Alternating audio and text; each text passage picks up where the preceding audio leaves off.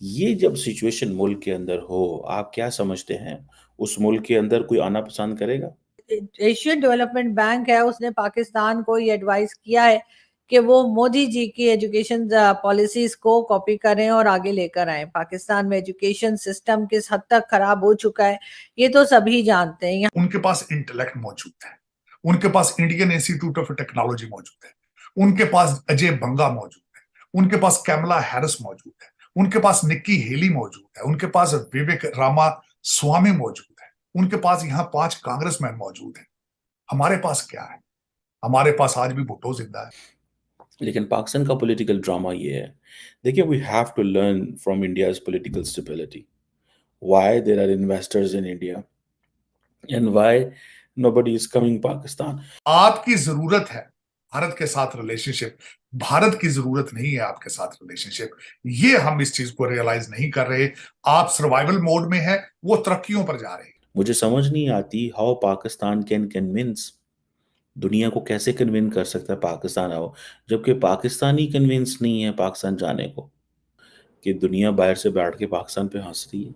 ये जो चंद एक कंडीशंस ऐसी हैं जो कि पाकिस्तान की इकोनॉमी के लिए आगे शायद उतनी फ्रूटफुल साबित ना हो सकें। ऐसे ही है। वो मोदी साहब टनल बनाएंगे, आप किश्तियों में डूबते मरते रहेंगे। ये पहली ना किश्ती डूबी है ना आखिरी है, क्योंकि अभी तक किसी फर्दे वाहिद ने पाकिस्तान की तरक्की का मंसूबा अभी तक नहीं बनाया। इंडिया को तो नहीं ये कहना पड़ता कि नहीं प्लीज हमारे पास लेके आए। सऊदीज हैं तो वो खुद ही पैसे लगाए जा रहे हैं, इंडियंस हैं तो वो खुद ही पैसे लगाए जा रहे हैं, जब जापानीज हैं तो वो खुद ही पैसे लगाए जा रहे हैं। ठीक है, वो खुद ही पैसे लगाए जा रहे हैं, उनको कोई मसला ही नहीं है। ठीक है जी। सो ये चीज़ें जो हैं, that that tells us a story कि हम कहाँ फंस गए हुए हैं। पाकिस्तान के पास दो ही ऑप्शन थे। एक ऑप्शन ये था कि हम बाकायदा डिक्लेयर्ड डिफॉल्ट की तरफ चले जाएं। दूसरा था कि पाकिस्तान जो है सख्त से सख्त शराइत भी मान ले। किसी फर्दे वाहिद ने अभी तक नहीं, किसी फर्दे वाहिद ने डिजिटल पाकिस्तान का नाम नहीं लिया अभी तक। अभी तक आपने सिर्फ IMF के कर्जे, UAE से लोन, सऊदी अरेबिया से इमदाद, चाइना से लोन लेने की बातें की हैं। किसी ने ये बात नहीं की कि हम अपना एक्सपोर्ट बढ़ाएंगे। किसी ने ये नहीं कहा कि हम यहां फैक्ट्रियां लगाएंगे। किसी ने अभी तक ये नहीं कहा कि हम ज़राअत को अपलिफ्ट करें। जैसे कि आप लोग जानते ही हैं, कई बार हमने बात की भी है कि जो एजुकेशन सिस्टम पाकिस्तान का है वो इतना कोई खास अच्छा नहीं है, और अक्सर लोग जो है वो उसके ऊपर क्रिटिसाइज ही करते हैं। और उनका कहना ये है कि इस एजुकेशन सिस्टम को चेंज होना चाहिए। एजुकेशन में जो टेक्स्ट बुक्स हम पढ़ा रहे हैं उसको चेंज होना चाहिए, और उसमें जो हमने दूसरे रिलीजन से रिलेटेड चीजें रखी हैं जिसमें काफी हद तक जो हेट स्पीच है वो तो खैर निकालने को कहा ही जा रहा है, लेकिन उसके अलावा भी जो टेक्स्ट बुक्स हैं वो उस स्टैंडर्ड की नहीं है जो कि इंटरनेशनल स्टैंडर्ड हुआ करता है या होना चाहिए। उसके लिए जी एशियन डेवलपमेंट बैंक ने पाकिस्तान को एडवाइस किया है कि पाकिस्तान जो है वो नरेंद्र मोदी यानी के prime minister of India Narendra Modi ji के जो पॉलिसीज, एजुकेशन पॉलिसीज, उनको कॉपी करे और उससे अपने एजुकेशन सिस्टम को ठीक किया जाए। बड़ी अजीब सी बात है, पाकिस्तान में यकीनन जो पॉलिसी मेकर्स हैं उनको ये बात अच्छी नहीं लगी होगी, और वो ये सोच रहे होंगे कि जी भला हम भारत से कॉपी क्यों करें, हम भारत की कोई चीज को क्यों सीखें। लेकिन बात सारी ये है कि एशियन डेवलपमेंट बैंक ने बिल्कुल ठीक एडवाइस किया है, और पाकिस्तान को चाहिए कि वो एजुकेशन में जो है वो कम से कम जो टेक्स्ट बुक्स हैं वो और दूसरी चीजें जो है वो भारत से सीखी जा सकती हैं।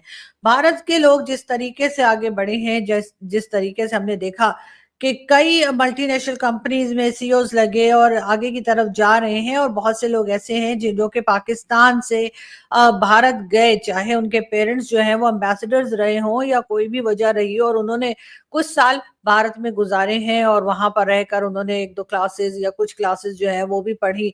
उन लोगों के बातचीत से साफ पता लग जाता है कि एजुकेशन लेवल जो है वो भारत का कितना बेहतर है। तो पाकिस्तान को सीखने में कोई हर्ज तो होना नहीं चाहिए, लेकिन उसके लिए जाहिर है हम मान कैसे जाएं कि भारत का एजुकेशन सिस्टम हमसे बेहतर है, ये तो हम कभी भी नहीं मानने वाले। साथ साथ पाकिस्तान के एजुकेशन सिस्टम को अगर ठीक करने की बात की जाएगी तो उसके साथ ही साथ जी जो ये मदरसे वगैरह हैं उनके ऊपर भी पाबंदी होनी चाहिए। हमने मजहब को कारोबार बना के उसको बंद डब्बे में बंद कर दिया है ताकि लोग इससे मुस्तफीद ना हो सकें। यही हमारा अलमिया है। और भारत के अंदर मैं जिस तरह आपको बताना चाहूंगा, रंग रंग की बातें हैं। आप भारत की बात करते हैं, मैंने कई भाइयों मुसलमान भाइयों को इंग्लैंड में देखा है, वो कहते हैं हम इंग्लैंड के अंदर शरिया इन्फोर्स करेंगे। भाई जहां की आप पैदा हुए वहां तो शरिया इन्फोर्स नहीं हो रही है, लंदन में किस तरह इन्फोर्स कर लोगे? मोदी जी के अलावा सिर्फ आज तक विंस्टन चर्चिल और इजराइल के प्राइम मिनिस्टर ने कांग्रेस से 2 दफा स्पीच की। So he had made the history here, number 1। दूसरा, उसकी सबसे बड़ी बात यह है कि वो शोकेस करके गए हैं, उन्होंने एक लफ्ज इस्तेमाल किया था, वो will build a tunnel of intellect. उन्होंने कहा आपके पास टेक्नोलॉजी है, हमारे पास यूथ है, हम उनको दोनों को इकट्ठा करेंगे।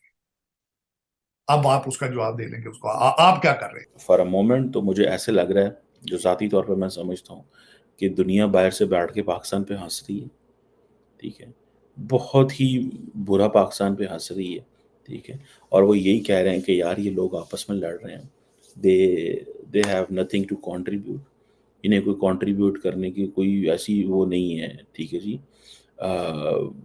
दे डोंट वांट टू कंट्रीब्यूट, सच्ची बात। और इस खित्ते के अंदर हम मुसलमान ममालिक हों, इंडिया हो, वो हमसे बात नहीं करते, बिकॉज वो कहते हैं ये लड़ रहे हैं अभी, जब उनकी लड़ाई ख़त्म होगी। आपको पता है चाइना भी पाकिस्तान को यही कहता रहा, यूएई भी ये कहता रहा, सऊदी अरब भी यही कहता रहा कि पाइन जब आपकी लड़ाई बंद हो जाए तो हमें बताइएगा, हम इन्वेस्टमेंट भी लेके आएंगे, हम आपकी हेल्प करेंगे इंडिया के साथ डायलॉग कराने की। आपको पता है ना, इंडिया के साथ बातचीत जो शुरू नहीं हो पा रही, उसकी one of the logic is, जो उसका जो मेन प्रॉब्लम है ये है, बड़ी इशू ये है कि वो कहते हैं कि भाई आप घर में तो मामला ठीक करें। This is what the Emiratis are saying, this is what the others are saying. Because आपने ज़रा सी बात करनी शुरू करनी है तो अपोजिशन इतनी तगड़ी है, उसने सारा कुछ सबअटैच कर देना।